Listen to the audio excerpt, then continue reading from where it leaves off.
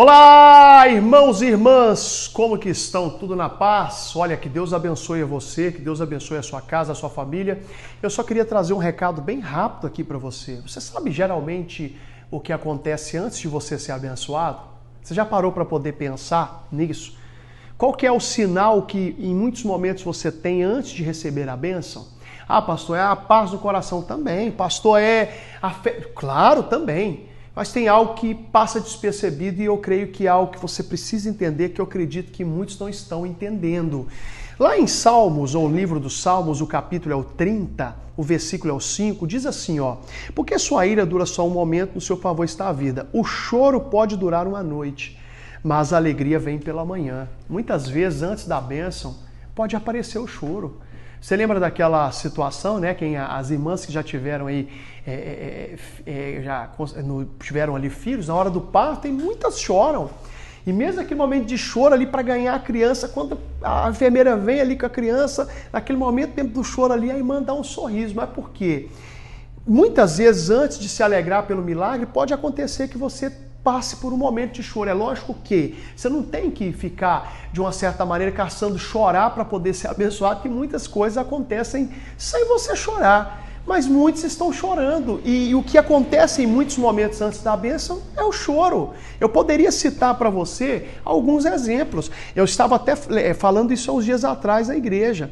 A Bíblia diz em Isaías 38 que o Ezequias, antes de sorrir pelo livramento que Deus havia dado para a família dele, para o povo dele, e também pela cura, por acréscimo de 15 anos, a Bíblia diz que o Ezequias ele chorou muitíssimo. Foi diagnosticado com a doença mortal.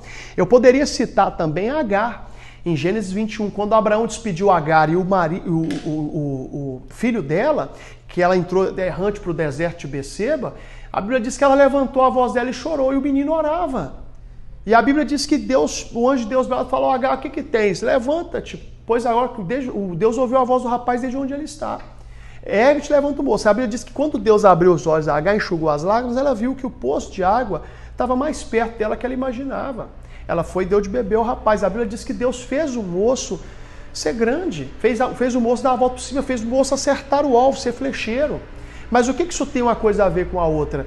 Antes da bênção, em muitos momentos, vai acontecer o choro. Tem gente que não está entendendo isso aqui e tem gente que está pirando, fazendo cada loucura, querendo até cometer suicídio, achando que não vai ter fim o sofrimento. Mas quem te disse isso?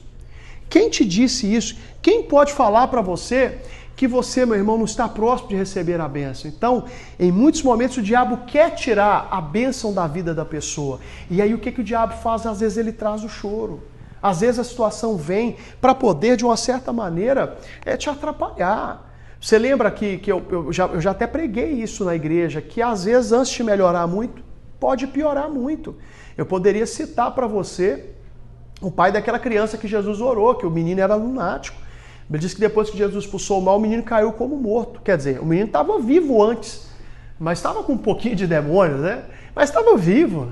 Mas depois que Jesus orou, o demônio saiu, o menino parece que morreu. Não. Jesus foi lá e pegou o menino e colocou de pé. Quer dizer, em muitos casos, antes de se alegrar, pode ser que piore muita situação a ponto até de você chorar. Então não jogue a toalha. Não caia no conto do diabo. Não faça aquilo que, de uma certa maneira, o diabo quer que você faça. Que às vezes até tirar a sua vida, não faça isso não. Não cometa essa loucura, não caia nessa lábia do diabo.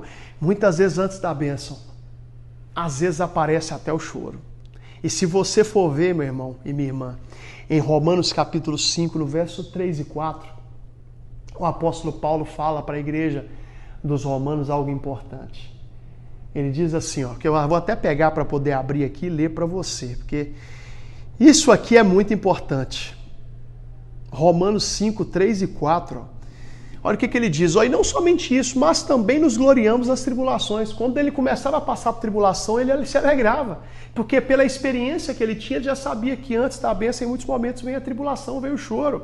Sabendo que a tribulação produz a paciência é a experiência e a experiência é a esperança. Quer dizer, ele sabia que quando começava a passar pela tribulação, algo bom estava perto de acontecer. Você lembra quando Jesus estava para chegar, para expulsar o demônio do endemoniado lá de Gadara? Apareceu uma grande tempestade. Então não fique triste. Antes da bênção, às vezes aparece choro, mas Deus está enxugando essas lágrimas hoje para poder te dar a vitória. Vamos orar?